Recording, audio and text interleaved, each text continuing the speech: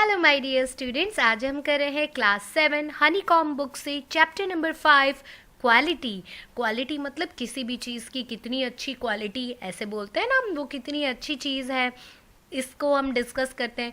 तो बच्चों, ये एक बहुत ही अच्छा चैप्टर है।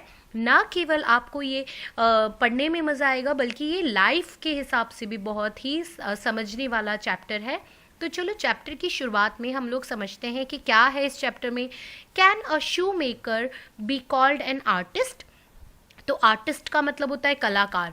तो क्या हम किसी शू मेकर यानी जूते बनाने वाले को आर्टिस्ट कह सकते हैं? Yes, if he has the same skill and pride in his trade as any other artist. तो अगर उसके पास में बहुत ही अच्छी स्किल है, वो बहुत सुंदर जूते बनाता है और उसके जैसे कोई नहीं बना सकता, तो उसको हम बिल्कुल भी आर्टिस्ट कह सकते हैं। And the same respect for it too, और वो एक बहुत बेहतरीन कलाकार है क्योंकि उसने बहुत ही अच्छे जूते बनाए, तो उसके लिए हमें रिस्पेक्ट भी होनी चाहिए। Mr Gessler, a German shoe maker settled in London. तो ये जर्मन शू मेकर थे जो लंदन में आके सेटल हो गए। Mr Gessler is a perfect artist, ये बिल्कुल एक परफेक्ट कलाकार हैं। Read this story to see how he devotes his life to his art. तो उनकी स्टोरी हम पढ़ रहे हैं, जो एक शू मेकर हैं, एक जूते बनाने वाले, और कैसे डिवोट यानी उन्होंने अपनी सारी ज़िंदगी लगा दी अपने इस आर्ट के लिए, यानी जूते बनाने के लिए। तो देखो, क्वालिटी की बात करते हैं। शुरू कर रही हूँ मैं chapter. I knew him from the days of my extreme youth, यानी मैं उनको तब से जानता हूँ जब मैं बहुत ही ज़्यादा छोटा था। Because he made my father's boots, क्योंकि वो मेरे पिताजी के जूते बनाते थे। ही lived with his elder brother in his shop, और वो अपनी दुकान में अपने बड़े भैया के साथ में रहते थे। which was in a small by street in a fashionable part of London, और वो जो एक fashionable part है लंदन की गली बाय स्ट्रीट, वहाँ पर उनकी दुकान थी। The shop had a certain quite distinction. There was no sign upon it other than the name of Gessler Brothers. तो ये जो दुकान थी ये काफ़ी डिफरेंट थी, क्योंकि यहाँ पे कोई अलग अलग तरह के साइन, ना कोई बोर्ड्स, ना कोई एडवर्टाइजमेंट, कुछ भी नहीं था, बस गैसलर ब्रदर का नाम था। And in the window a few pairs of boots, और जो उनके जो दिखाने डिस्प्ले बॉक्स होता है ना, कांच का, आप देखते हो किसी भी शोरूम में, उसे विंडो कह रहे हैं, तो वहाँ पे भी बस सिर्फ कुछ ही जोड़ी जो थी वो जूतों की थी। He made only what was ordered, और वो उन्हीं को बनाते थे जो ऑर्डर किए जाते थे। And what he made never fail to fit, और उन्होंने आज तक जो भी जूता बनाया है वो कभी भी ऐसा नहीं है कि वो फिट नहीं हुआ हो किसी को पाँव में।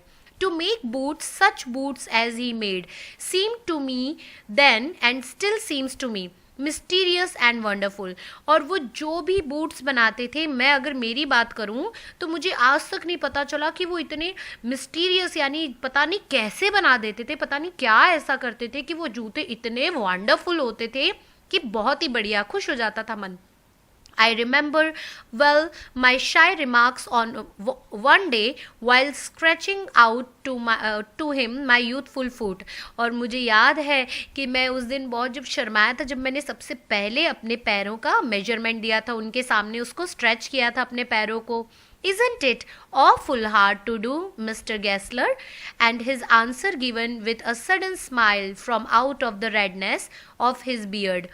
I would is an art, मतलब यहाँ पे जर्मनी में इट इज़ एन आर्ट ये कहना चाहते हैं, वो एक्सेंट ऐसा है।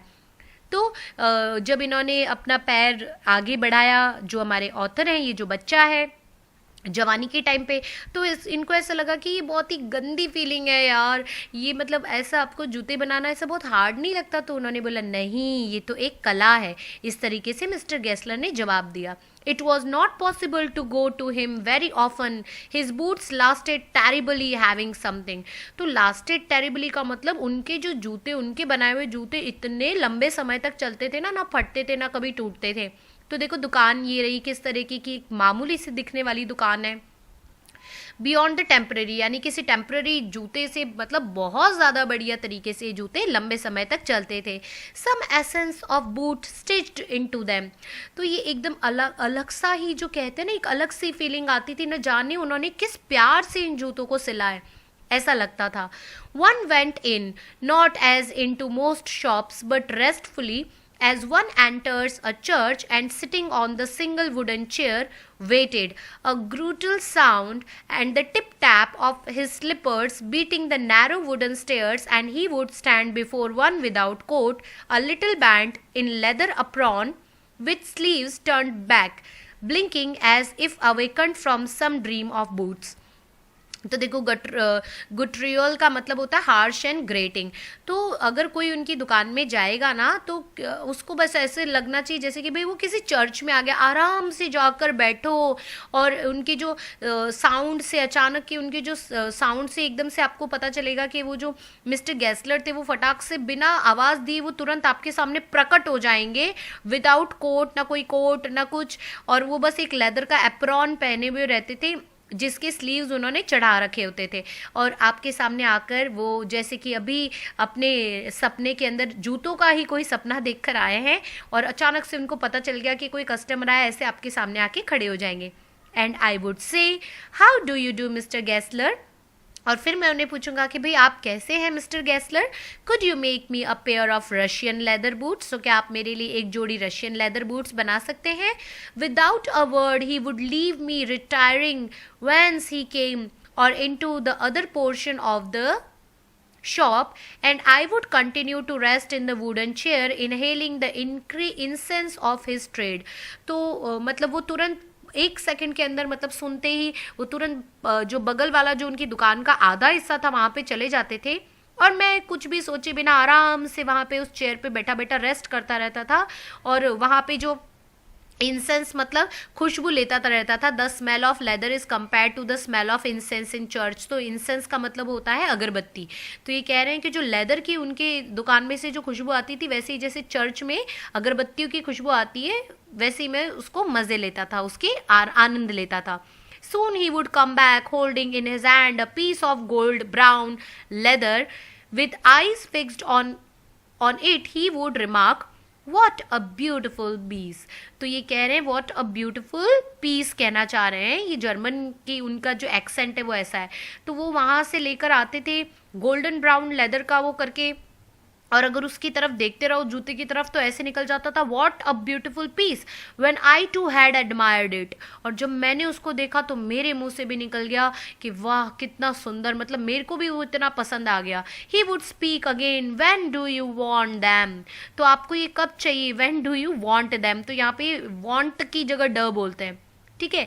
I would answer oh as soon as you conveniently can. तो आप जब भी कन्वीनियंटली, जब भी आपकी सुविधा हो तब आप मुझे दे सकते हैं। And he would say tomorrow fourth night. तो फोर्थ नाइट कह रहे हैं ये मतलब कल की रात को।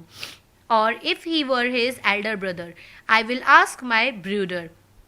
तो अब मतलब अगर वो उनके बड़े भाई से पूछ लेते थे, ब्रूडर यानी ब्रदर, अपने बड़े भाई से कि मैं उनसे पूछ लेता हूँ। Then I would murmur, Thank you, good morning, Mr. Gessler। तो फिर मैं धीरे धीरे से अपने मतलब बोलता था मर्मरिंग साउंड, यानी अपने मुंह में ही धीरे से आवाज़ करना। Good morning, Mr. Gessler, good morning, he would reply, still looking at the leather in his hand। और मैं जाता दुकान पे अगले दिन जूते लेने तो वो गुड मॉर्निंग मैं उनको बोलता, वो भी मुझे गुड मॉर्निंग बोलते, और उनके मतलब हाथों में वो लेदर के ऊपर से नज़र ही नहीं हटती थी। And as I moved to the door I would hear the tip tap of his slippers going up the stairs to his dream of boots.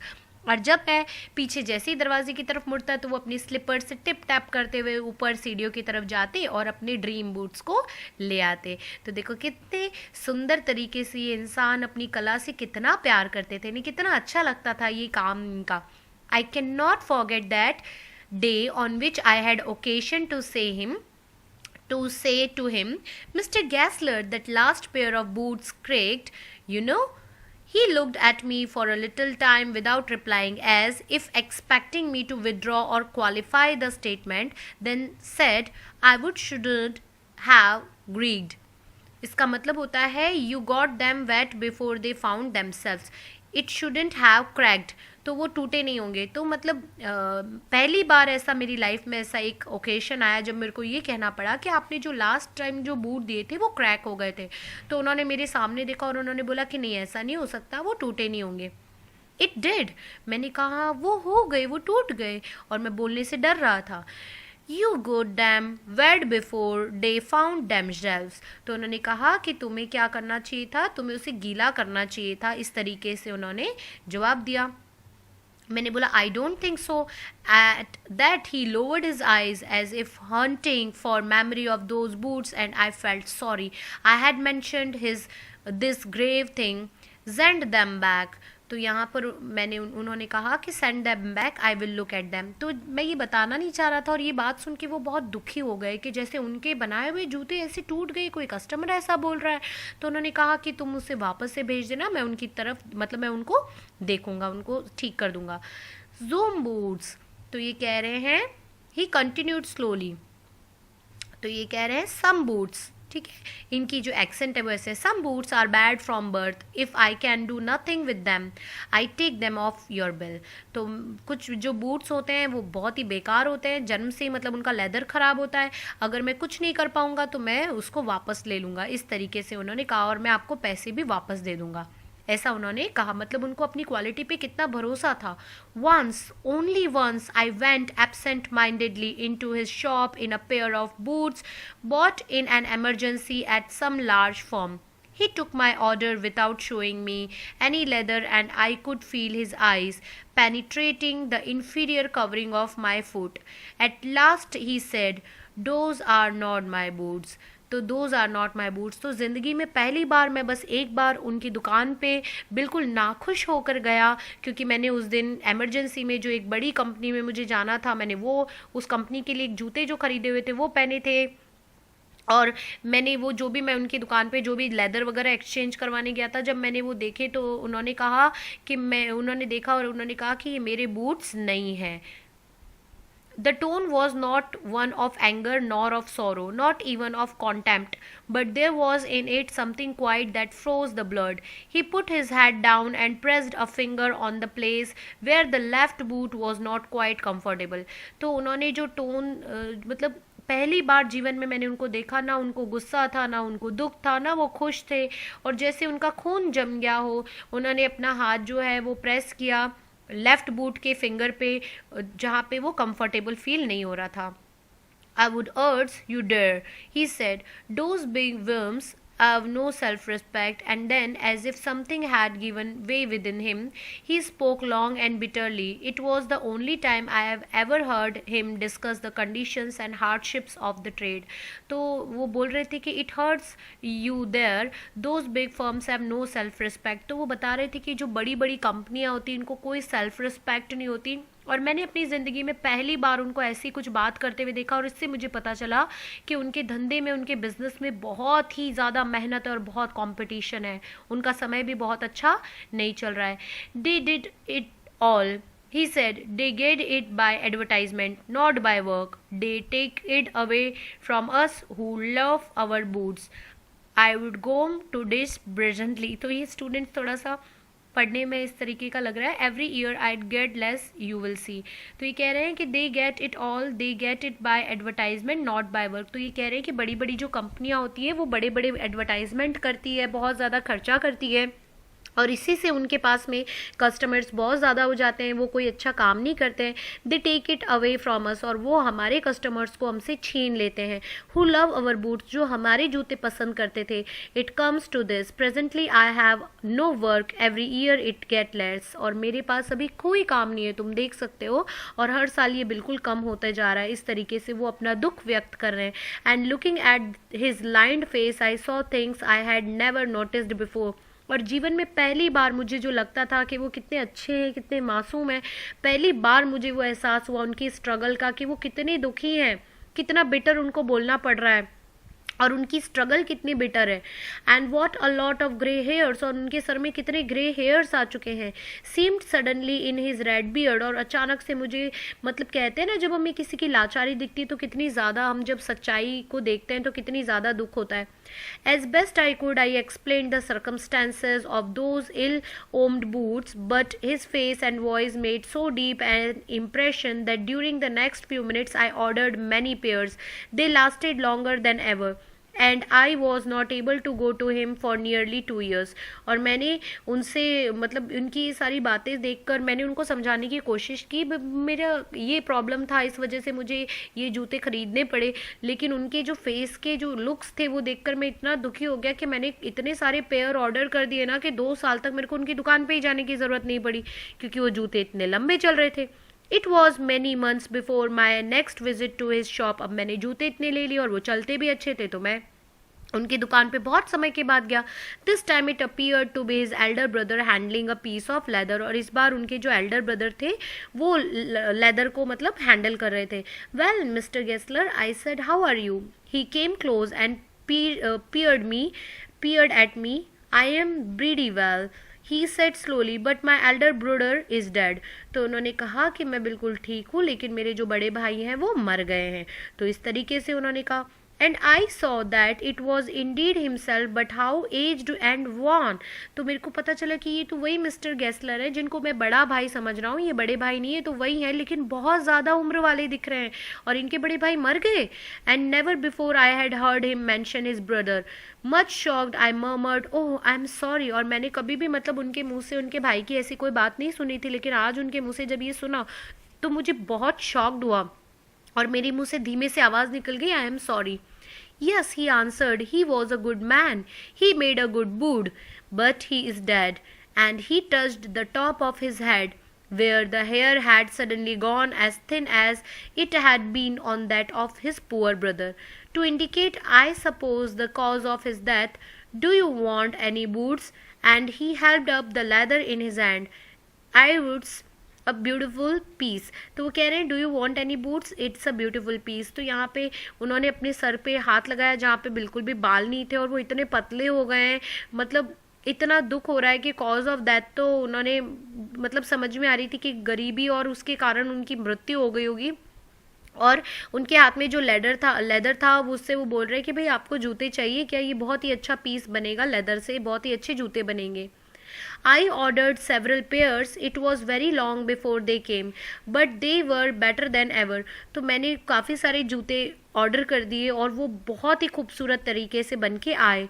One simply could not wear them out and soon after that I went abroad. और मतलब कोई भी इंसान उसको पहनने की मन ही नहीं करेगा, उसको देखते ही रहने का मन करेगा। और वो मतलब जूते लेने के बाद मुझे ऐसा हो गया कि मेरे को अब्रॉड जाना पड़ा उस समय के लिए।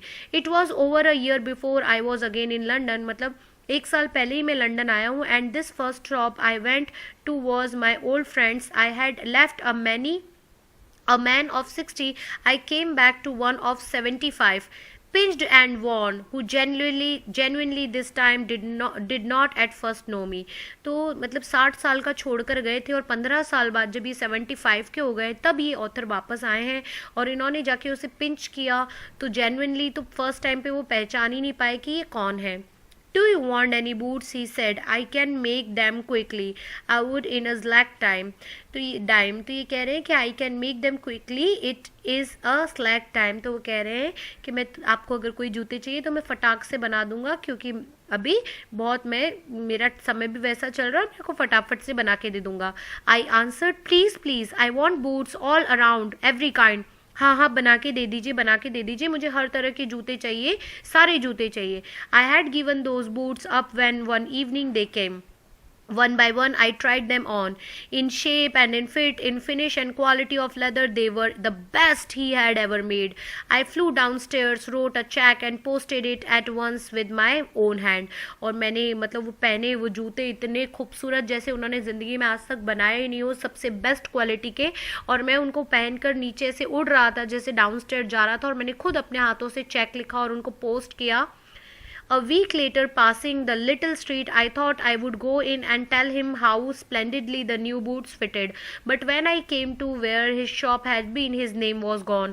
और मैं 1 हफ्ते बाद मैं उस स्ट्रीट से पास हो रहा था, मैंने सोचा कि चलो मैं उनकी दुकान पे जाता हूँ, उनको बताता हूँ कि आपके जूते बहुत अच्छे हैं, इससे उनको खुशी मिलेगी। लेकिन जब मैं वहाँ गया तो उनकी दुकान मतलब उस दुकान पे से वो टाइटल जो बोर्ड होता है वो ही हट गया था। I went in very much disturbed. In the shop there was a young man with an English face। और उस शॉप में तो एकदम यंग एक लड़का था और उसका इंग्लिश फेस था। Mister Gessler in, I said. मैंने कहा यहाँ पे मिस्टर गेस्लर हैं? तो उन्होंने बोला no sir. He said no, but we can attend to anything with pleasure. वो तो नहीं है, लेकिन आप बताइए, हम आपको बिल्कुल अटेंड करेंगे बहुत खुशी से। We have taken the shop over, हमने ये जो शॉप है वो खरीद लिए। मैंने कहा yes yes I said but Mr Gessler, मैंने कहा कि अच्छा अच्छा, लेकिन मिस्टर गैसलर कहाँ है? तो oh he answer dead. Dead? But I only receive these boots from him last Wednesday week. तो उन्होंने कहा कि वो मर गए। मैंने बोला मर गए? मैंने तो पिछले ही हफ्ते वेडनेसडे को उनसे ये जूते रिसीव किए हैं। तो देखो किस तरीके से ये बदल गया पूरा का पूरा शॉप, आप देख सकते हो। तो वो कह रहा है he said poor old man starved himself, slow starvation the doctor called it. You see, he went to work in such a way, would keep the shop on, wouldn't have a soul touch his boots except himself. When he got an order, it took him such a time, people won't wait. He lost everybody and he would sit, going on and on. I will say that for him, not a man in London made a better boot, but look at the competition. He never advertised, would have the best leather too, and do it all himself. Well, there it is. What could you expect with his ideas? तो वो कह रहे हैं कि जो poor old man था, ये mister गैसलर थी, भूख के मारे धीरे धीरे मरते गए और एक दिन मर ही गए। डॉक्टर ने कहा उनके पास कोई ऑर्डर्स नहीं थे, फिर भी वो लंबे समय तक दुकान खोलकर बैठे रहते थे। इस लंदन में इस कंपटीशन के समय में उन्होंने कभी एडवर्टाइजमेंट भी नहीं किया। तो आप क्या सोचते हो इस आइडिया के बारे में कि उनको कभी एडवर्टाइजमेंट करना तो चाहिए था, और भूख से मर गए, किसी को बताया भी नहीं, आराम भी नहीं किया। बट स्टारवेशन, तो ये ऑथर कह रहे हैं कि भूख से कोई मर सकता है। That may be a bit flowery as the saying is, but I know myself, he was sitting over his boots day and night to the very last. You see, I used to watch him, never gave himself time to eat, never had a penny in the house, all went in rent and leather. How he lived so long, I don't know. He regularly let his fire go out. He was a character, but he made good boots. Yes, I said he made good boots. तो अब इन्होंने कहा कि वो जब भी देखो, मैंने उनको देखा है, तो वो पूरा दिन अपनी जो लेदर को जलाना वगैरह जो भी गर्म करना पड़ता है, वो सारा दिन अपना चलाते रहते थे। इतना ज़्यादा शौक था, पूरा दिन दुकान खोल के बैठे रहते थे। उनके घर में बिल्कुल भी पैसा नहीं था, कुछ नहीं था। अगर कुछ पैसे आते भी थे तो वो सब कुछ रेंट में चला जाता था, भूखे प्यासे, रेगुलरली वो काम के लिए, क्योंकि वो इतना प्यार करते थे अपने इस आर्ट से, और वो बहुत ही एक कैरेक्टर वाले, एक बहुत ही नेक इंसान थे और बहुत अच्छे जूते बनाते थे। तो ऑथर कह रहे हैं कि यस, हाँ, वो बहुत ही अच्छे जूते बनाते थे। जॉन गेल्सवर्थी ने ये लिखा है, सिंप्लीफाइड एंड अब्रिज्ड। तो स्टूडेंट्स, कैसी लगी आपको ये स्टोरी? एकदम ऐसा लगता है ना, महसूस होता है कि बड़ी बड़ी कंपनीज जो होती हैं वो क्वालिटी नहीं देती हैं, ना उनका वो रिलेशन होता है, ना उनका वो कॉन्फिडेंस होता है अपने मटेरियल के लिए, बस वो इतना एडवर्टाइजमेंट करते हैं। तो ऐसी कितनी सारी कंपनीज है जिनके बारे में आप जानते होंगे, और बड़ी बड़ी कंपनीज होती हैं जो 10,000, 5,000, 15,000 इतने महंगे महंगे जूते देती हैं। उसके कारण जो छोटे मोटे कॉबलर होते हैं उनकी कोई लाइफ नहीं है। और आजकल शो ऑफ का इतना ज़माना हो गया कि हर कोई बड़े शोरूम में से ही खरीदना चाहता है। स्टूडेंट्स, आई रिक्वेस्ट यू कि ये चैप्टर आपको इस एज में अगर पढ़ाया जा रहा है तो इसके पीछे बहुत बड़ा मोटिव है कि आपके अंदर ये सारी भावनाएं जगे, आप भी अपने लोकल मार्केट से चीज़ें खरीदें, ना कि बहुत ज़्यादा शो ऑफ में और ब्रांड्स के पीछे पड़े, ताकि ये जो मार्केट जो चलता है, गरीब लोगों का जो चूल्हा जलता है वो जलता रहे।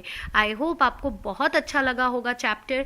अगर आपको मज़ा आया, अच्छा लगा, और ज़रा भी आपको लगता है ये चीज़ें फील हुई हैं, तो please like, share and subscribe your favourite channel knowledge is wisdom.